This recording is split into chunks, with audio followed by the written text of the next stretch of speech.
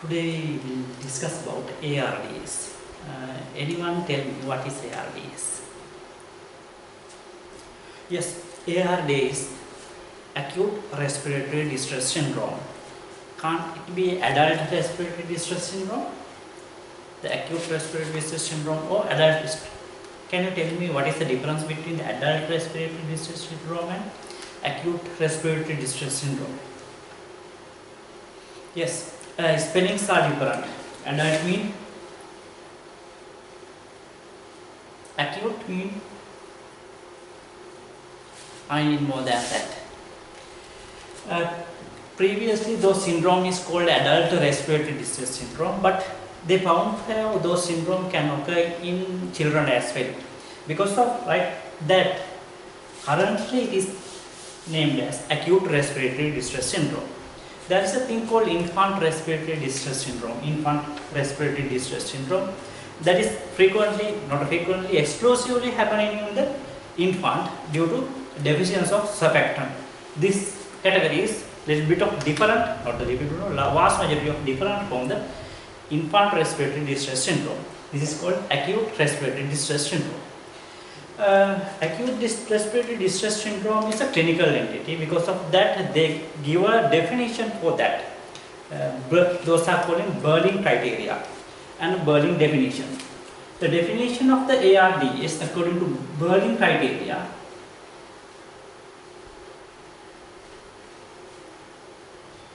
It should be acute onset. To tell it acute respiratory distress syndrome, it should be acute onset. For that, it should be happen within 1 week of no one insult. Within 1 week of no one insult. Or new or progressive changes.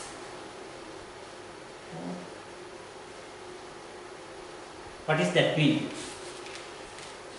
Within 1 week of no one insult, patient develop new respiratory symptoms. It may be part of acute respiratory distress syndrome, or whatever the present symptom may be worse within the 1 week, may be part of acute respiratory distress syndrome.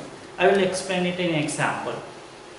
Patient can come with the lung trauma or aspiration, and within 1 week patient develop new symptoms. Or patient with pneumonia came to you with a less severe pneumonia, but gradually patient symptoms worsen and that pneumonia can progress into acute respiratory distress syndrome. That one is the progressive one. Previously one is following acute onset. This is called number 1 criteria. Number 2, bilateral opacity should be there in the chest radiography.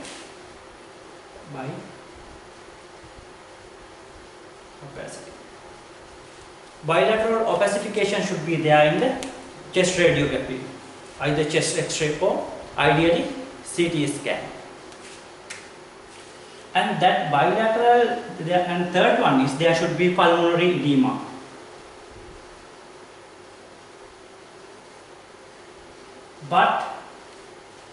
But this pulmonary edema may not be due to heart failure or usually left heart or fluid overload.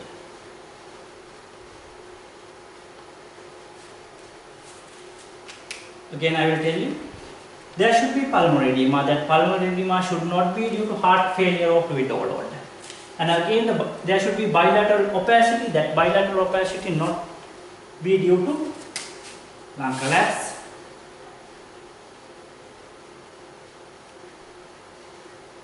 nodule, consolidation. Again, I will tell you those are the Berlin criteria to identify the ARDS. If you want to categorize this your patient having ARDS, all 3 criteria should be present. First one says it should be happen within 1 week of no one insult. It can be new changes or progressive changes what were present in the previously. And there should be bilateral opacity in the chest X-ray or radiogram, ideally CT. It should not be due to collapse, should not be due to collapse, nodule or consolidation or effusion. And there should be pulmonary edema, and that pulmonary edema not be due to heart failure and fluid overload.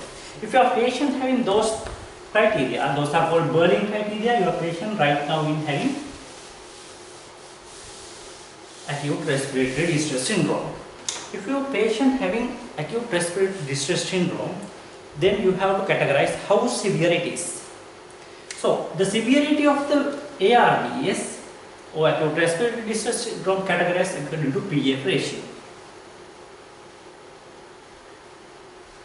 I will tell what is PF ratio. PF ratio means the partial pressure of oxygen in the blood divided by fraction of the oxygen given to the patient. It is little bit static, not depend on the outer environment, but later on they found to have it change, and it was sensitive to the positive and expiratory pressure as well, and those CPAP. Because of that, the definition also a little bit changed when categorizing the severity. They categorize the severity according to PF ratio. They says the PF ratio with positive and expiratory pressure or CPAP, continuous positive airway pressure of 5.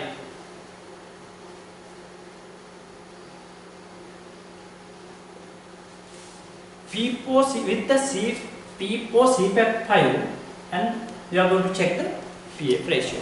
From that you are going to categorize how severe your ARDS. I will tell it. With the PF ratio with PEEP and CPAP of 5, if PF ratio more than 300,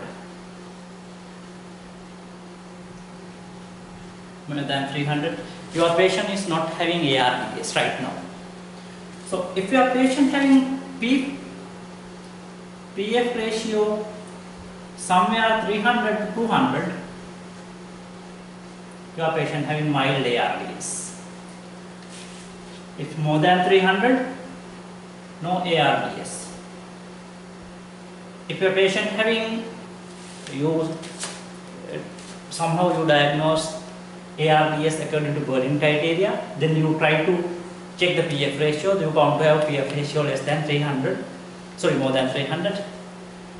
So you have to forget about the ARDS in that patient. If PF ratio less than 300, 200 mild, 200 to 100 moderate, less than 200 severe. If your patient having, less than 100, less than 100, it called severe ARDS. According to that, you have to think what I am going to do in the next step. We will see how I am going to manage patient with ARDS. Before that, what are the causes for ARDS? If I ask question, or in the exam ask question like what are the causes, if possible categorize. The categorization will give higher mark than non-categorization. If you have any method, if you don't have any method to categorize, please categorize the question answers which are relevant to question and answers which are not relevant to question, like that. In that case, your examiner will be happy. He don't want to look at answers which are not relevant to question, only want to say the answers which are relevant to question. Here I will categorize the direct injuries and direct pulmonary injuries and indirect pulmonary injuries. The direct pulmonary injuries are the causes. The pulmonary causes and extrapulmonary causes. When coming to pulmonary causes, it can be direct part of the pneumonia. Pneumonia in the one lobe can induce the sepsis in the whole lung, or bronchopneumonia, not like lobar pneumonia. Direct trauma. If somebody hit into your chest or run-over injury, direct trauma to the lung can induce the ARDS. Inhalational or inhalational injury or aspiration, drowning. Those are the causes of direct causes of ARDS. Those are called pulmonary causes of ARDS. What are the extra pulmonary causes of ARDS? That means that something happened in the non-pulmonary area which can induce the ARDS. I will let how it happened. When you have inflammation going into one of the limb with the sepsis part, that material from the sepsis region can come into the systemic circulation, and those material go into the lung and induce the lung injury. Those are called extra pulmonary causes. One thing is pancreatitis, burn, major trauma,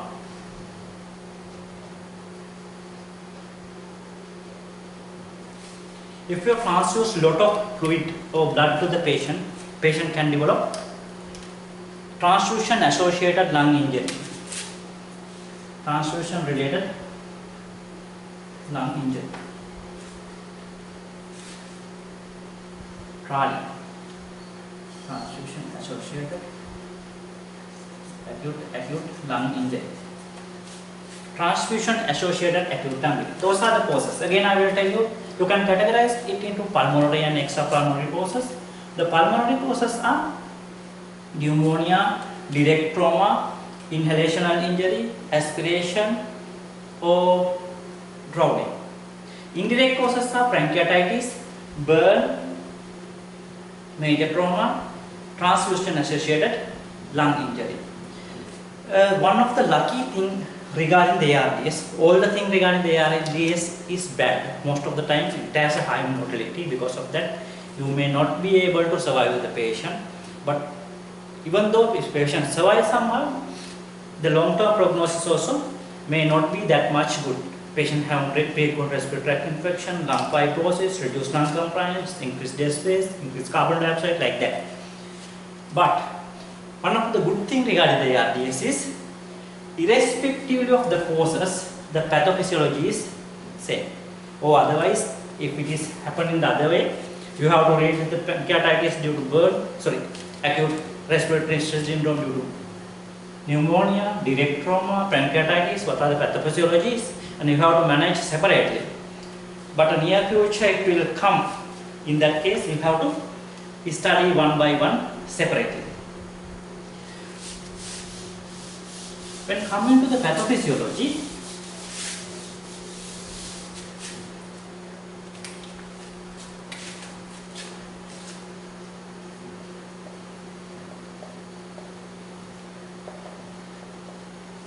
pathophysiology mainly described in the three ways.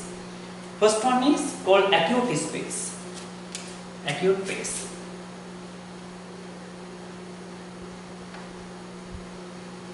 Some book says exudative phase.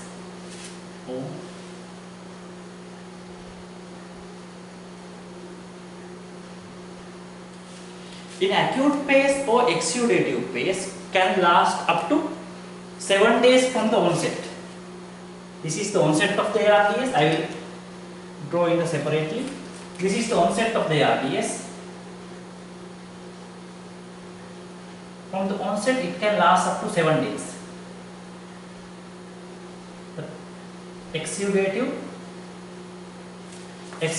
phase can last up to 7 days. What happened is that phase is patient develop hypoxemia, patient develop chest X-ray, bilateral chest infiltrate, and reduces the pulmonary compliance with that leakage of protein-rich material into the alveolar space, and you can see there are a lot of material in the alveolar space.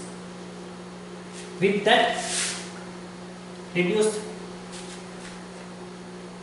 exudative material. Exudate means it should have high amount of protein. What is the difference between the extubate and transudate? Again, you can tell there is a spelling difference, but you do not get any extra marks for that. You have to tell what is there and what is not there. In the exudative, have large amount of protein and cell as well. Increase exudate fluid, and then what happen is because of that, with the exudative, lot of macrophage came, not circulatory monocyte came into the alveoli. Once it come into the alveoli, it become alveolar macrophage. And because of that, the patient reduce lung compliance because of the accumulation, reduce lung compliance, and patient can develop hypoxemia. During the acute respiratory distress syndrome, patient initially develop increased exudative material in the lung alveoli. With that, reduce the compliance and patient can develop hypoxemia. That stage can last from onset of the lung injury to the 7 days. Then patient start producing proliferative phase. Proliferative phase start from day 5 onwards. That means somewhere here, from day 5 onward. That's called proliferative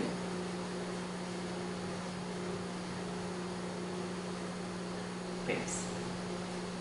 In the proliferative phase, there is an increasing hypoxemia further with increased dead space and reduce the compliance.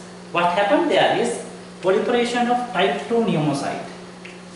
Proliferation of type 2 pneumocyte is there. With that, proliferation of type 2 pneumocyte. With that, again increase the dead space and reduces the compliance, and patient hypoxemia was further. Okay, what happened in the proliferative phase is mainly type 2 pneumocyte start to proliferate, and it will reduces the dead space, it will increase the dead space and reduces the compliance. With that, whatever the present in the hypoxemia previously, it will further worse. With this second stage, some lucky guys go into resolution. That means they are not completely back into the normal with the proliferative phase. But there can be some unfortunate patient. In that patient, that proliferative phase can progress into the chronic phase. Those are called fibrotic phase. Chronic or fibrotic.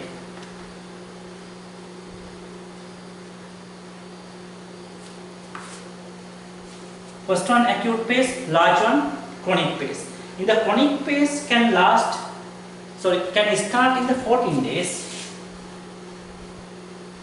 from day 5 onward, can start from day 14 and can progress chronically. What happens in the chronic phase is widespread pulmonary fibrosis with loss of normal lung architecture and worsening of the lung compliance and increase the dead space. So there is a reduced carbon dioxide extraction in the clinically accomplished by improvement of the oxygen saturation. I will repeat it again. What happens in the chronic phase is progressive fibrosis of the lung. With the progressive fibrosis, increase the dead space. Because of that increased dead space, the carbon dioxide will increase. But with the resolution of the acute pneumonia, patient hypoxemia will be improved.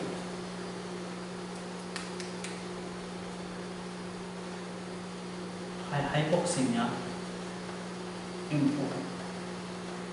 But patient lung chronically damaged, with that hypoxemia will be worse in the later on.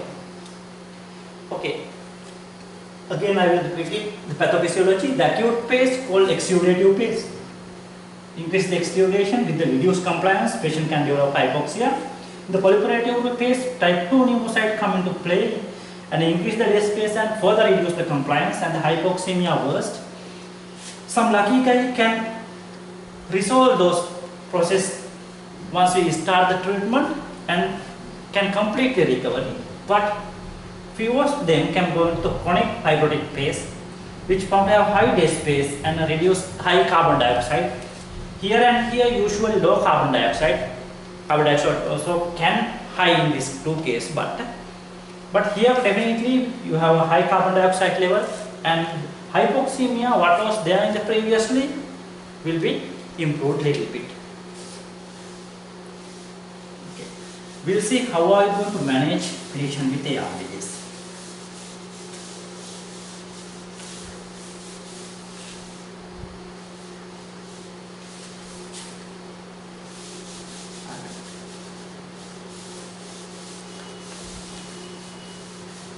ARDS management guidance provided by ARDS net criteria. ARDS network criteria. According to ARDS network criteria, they says the ventilation should be lung protective.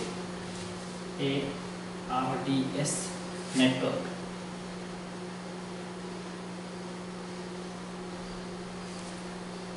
According to EARTHS-NET criteria, the ventilation should be lung protective.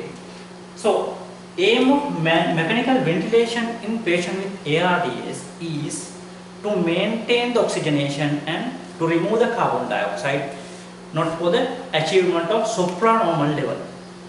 So, for that, what they say is, if you are going to use the lung protective ventilation, I will tell it later.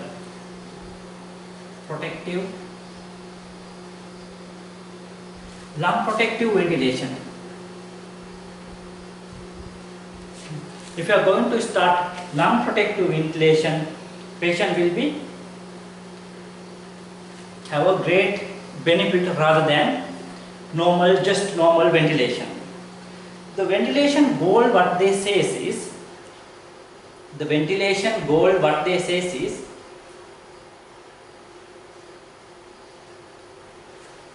the tidal volume should be adjusted into the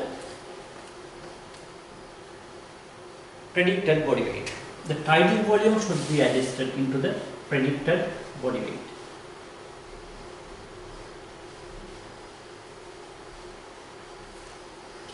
So, if you have a patient with ARDS, if you are going to decide the ventilate with the patient, your patient with ARDS, what you should do in the first is you have to calculate the tidal volume. How are you going to calculate predicted body weight is, if you are a male,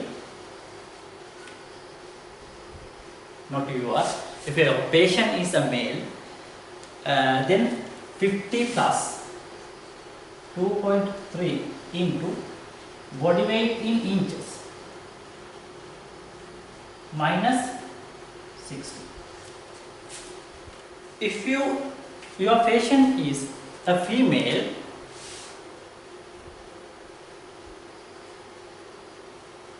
(45.5), I don't know how these odd numbers came, 2.3 to body weight again inch minus 60.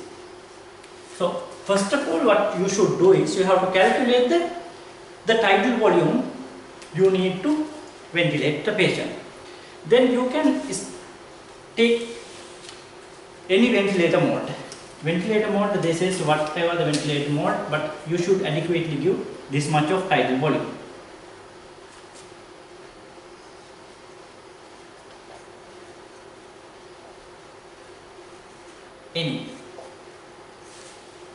Any ventilator mode you can use. Then what I am going to do is start the ventilation with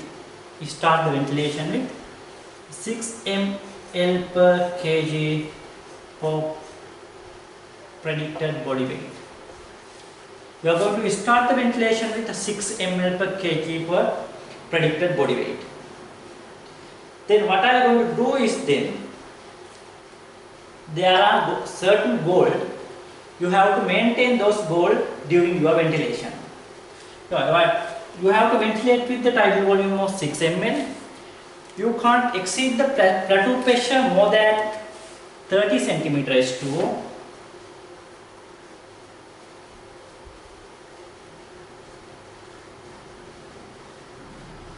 Should be less than 30 cm H2O. You have to ventilate with the 6 ml. If your plateau pressure more than 30, you have to take some action. Your maximum respiratory rate. Maximum respiratory rate should be less than 35 per minute. Your maximum respiratory rate should be less than 35. If possible, try to maintain. If possible, try to maintain FiO2 less than 0.6. FiO2 less than 0.6, and your saturation target somewhere around 88 to 95. Saturation target 88 to 95. The pH target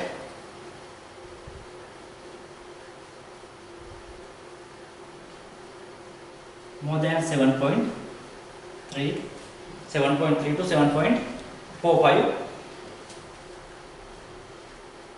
So okay, we'll see how I'm going to ventilate with the achieve those target in your patient. Okay, you have a patient with ARDS. Now we are going to ventilate the patient. When you are ventilating the patient,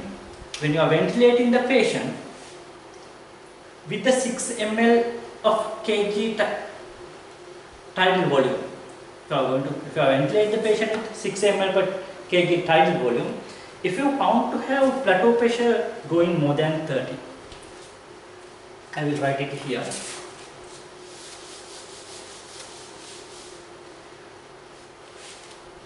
You are going to ventilate with the patient with 6 ml, provided we think your patient having 50 kg, 50 into 6, 300 milliliter. You are going to ventilate with 300 ml tidal volume, but you found to have plateau pressure more than 30.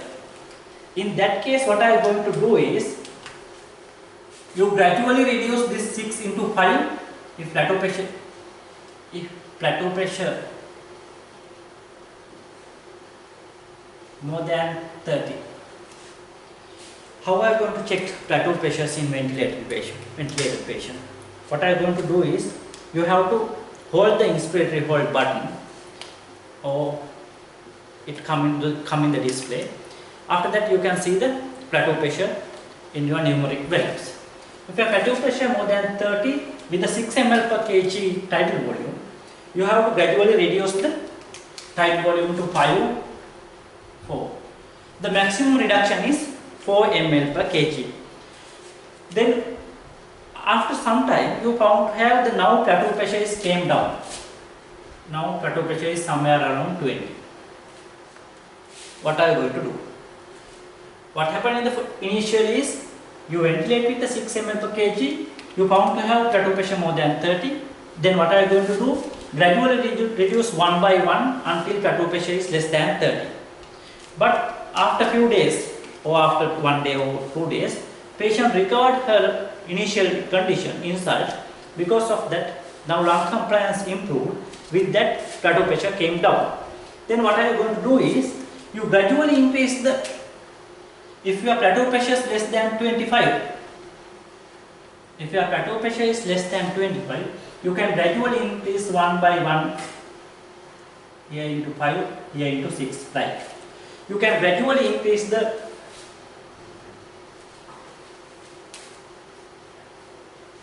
tidal volume until plateau pressure more than or equal 25. Until plateau pressure equal or more than 25, you can gradually increase the tidal volume. But if you are going to ventilate the patient with 6 ml per kg, and the plateau pressure also more than 30, but with that patient develops severe ventilatory dyssynchrony. Patient, you feel that when amount of tidal volume look like not adequate in your patient, you can gradually increase one by one in spite of plateau pressure. I will repeat it again. If you feel your patient is having ventilator dyssynchrony with the tidal volume of 6 ml per kg per predicted body weight, you can gradually increase 6 into 7, 8. In that case, your plateau pressure can be exceed, but you should be carefully check your patient. Sometimes you can induce the lung damage. That is the plateau pressure goal. How I am going to achieve plateau pressure goal? Then we will see how I am going to achieve pH goal. pH, I initially told pH should be somewhere around 7.3 to 7.45. Your target should be to achieve some pH 7.3 to 7.45. So if your patient having pH somewhere around 7.1 to 7.3, if your patient having pH 7.15 to 7.3, what you can do is, right now you are ventilating with 6 ml per kg tidal volume. What you can do is, you can gradually increase the respiratory rate. You can gradually increase the respiratory rate. How much? Until 35 per minute, or your PCO2 less or equal to 25 millimeter mercury. Either one first came. Which one first came, you have to stop. So how are you going to achieve your pH goal is? pH goal is 7.3 to 7.45. If your pH is 7.15 to 13, that means the lower side, you have to increase the respiratory rate. First, you can increase up to 35. But if you have failed with that, you have to do different mechanism. But otherwise, if your patient having PaCO2 less than 25, you have to stop further increasing of respiratory rate. Then what I want to do is, in spite of your action, your patient's pH start to goes down. In spite of your action, your patient pH start to goes down. That means pH now 7.15, less than 7.15. In that case, you can gradually increase the tidal volume 6 ml to 7 ml and to 8 ml like. In that case, you may exceed plateau pressure more than 30. In that case, you can exceed plateau pressure more than 30, but you have to do this as a rescue measures. What you can do is, you can gradually increase the tidal volume, and even the plateau pressure exceeded. Then what you can do, if your patient having alkalosis, usually very very rare. If your patient having alkalosis, you may lucky your patient can, most of the time your patient can survive. If your patient having pH more than 7.45, in that case you have to reduce minute ventilation. Simple. In that case, you have to reduce the minute ventilation. Here, if your patient having persistently high pH, low pH, you can consider sodium bicarbonate.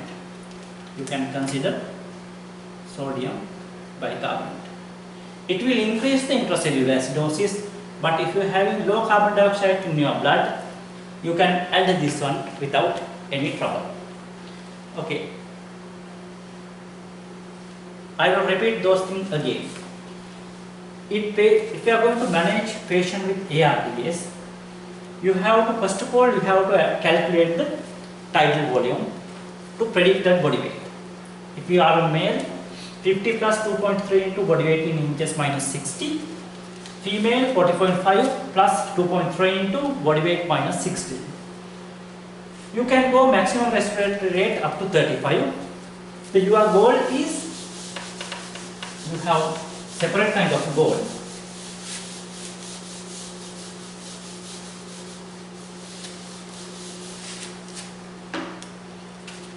You have to have saturation goal 88 to 95. pH goal 7.3 to 7.45. Plateau pressure goal less than 30 centimeter H2O, and tidal volume goal you should have to maintain around 6 ml per kg. I already told how you achieved pH goal, how you have to achieve plateau pressure goal, how you are going to achieve the tidal volume goal. Then we will see the non-ventilatory management of ARDS in short form. I am not going to discuss non-ventilatory strategies for management of ARDS in detail. You have to manage the circulatory support. Circulatory.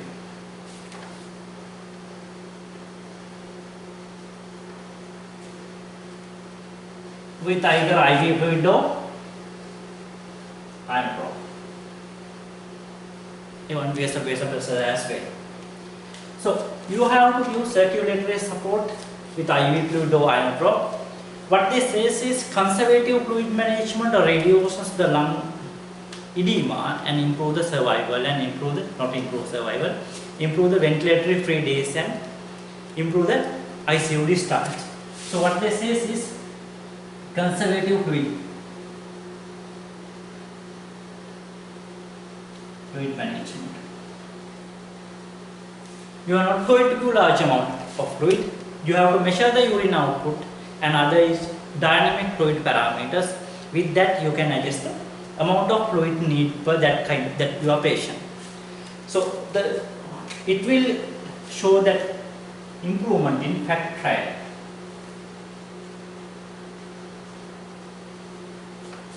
FACT trial says conservative fluid management improve the patient mortality. In addition to that, if your patient having pneumonia, you have to consider antibiotic.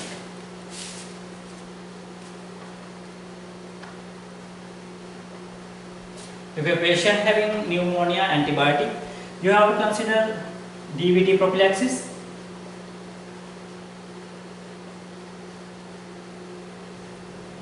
glycemic control. You no need to control glycemia tightly. You have to control somewhere around 110 to 180 milligram per deciliter blood sugar. GI prophylaxis, you can start proton pump inhibitor or H2 receptor blockers or sucralfate like substance. You have to practice ventilator care bundle.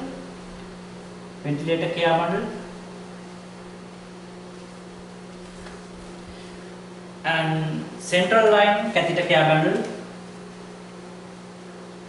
If your patient with ARDS having central line bundle, and early weaning you have to consider. Weaning. Okay, non-ventilatory management and nutrition. You have to think about the circulatory support. What they say is you can consider IV fluid or iron drop. Anyway, conservative fluid management give a better outcome. And you have to consider antibiotic and a DVT prophylaxis. Glycemic control, you have to maintain the sugar level. And GI prophylaxis, ventilator care bundle and central line care bundle you have to practice. In addition to that, you have to think early weaning of your patient. There are few other interventions will improve the oxygenation, but they fail to found a mortality benefit with those substances. What they say is the nitric oxide. Inhale nitric oxide. Improve the oxygenation. How it improves the oxygenation? Once you inhale the nitric oxide go into your pulmonary circulation. In the pulmonary circulation, they secrete the guanylyl cyclase. Yes, it will dilate the ventilated alveoli blood vessels. It will dilate the ventilated alveoli blood vessels. Because of that, it will improve the ventilatory perfusion reaction. Ventilation perfusion ratio improved. I will repeat it again. Nitric oxide go into your blood vessels and it will dilate. Nitric oxide, when you are inhaling, it will usually go into the ventilated alveoli. So selectively ventilated alveoli blood supply will improve. That means the ventilation improved while circulation also improving. So your ventilatory perfusion ratio will improve. But luckily this nitric oxide not going into a system circulation, rapidly metabolized by hemoglobin. You are usually giving a very small amount of nitric oxide, usually 20 to 40 part per million. That means you inhale million part of gases, out of that nitric oxide containing 20 to 40. You can inhale the nitric oxide, you can consider a steroid.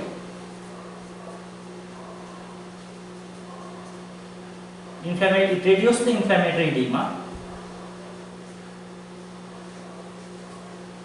It reduces the inflammatory edema. In addition to that, you can consider protein kinase C, activated protein C,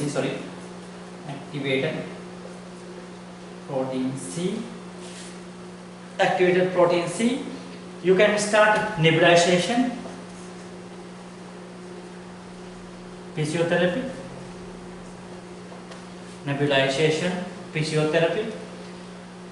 and prone ventilation.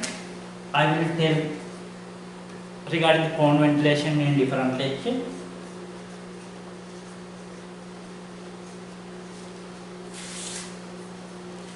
And you can consider high frequency oscillatory ventilation.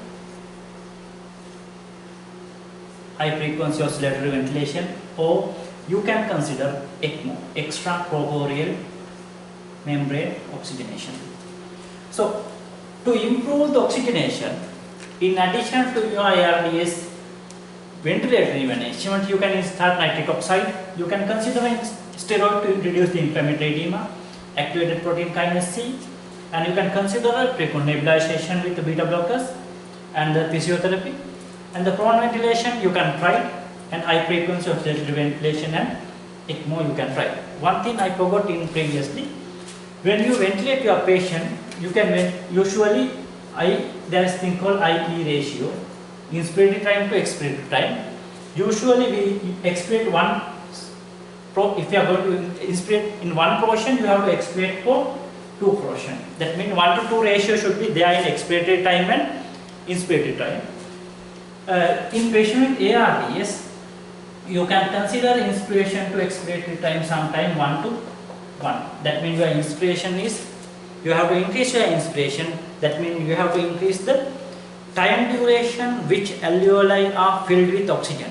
So it will improve the oxygenation. This is called, even though it is not completely inverse, you call it inverse ratio ventilation.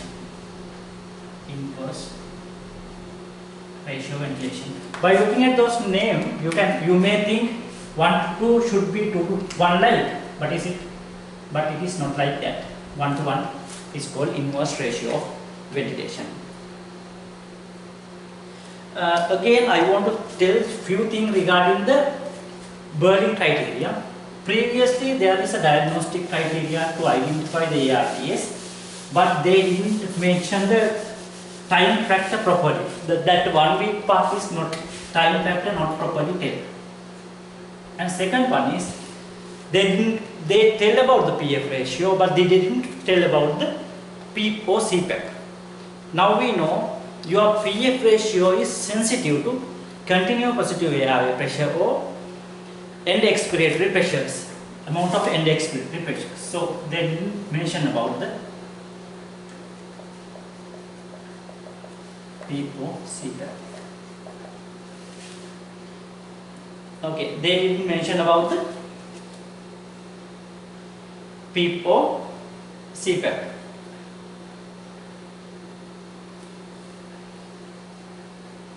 And other thing is, even though they are telling about the should to exclude the fluid overload, they didn't tell about the 2D echocardiogram. They tell, but what nowadays is you have to exclude pulmonary edema due to cardiac causes by doing the 2D echocardiogram. Other one is, they say the bilateral opacity, but if you are looking at the chest X-ray, there are a lot of personal variability.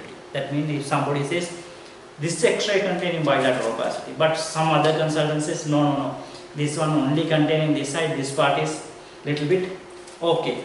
So because of that, you have to exclude it with chest radiography, ideally CT chest. So the new definition found with this definition, they found to have little bit improved identification of patient with ARDS. Improved identification.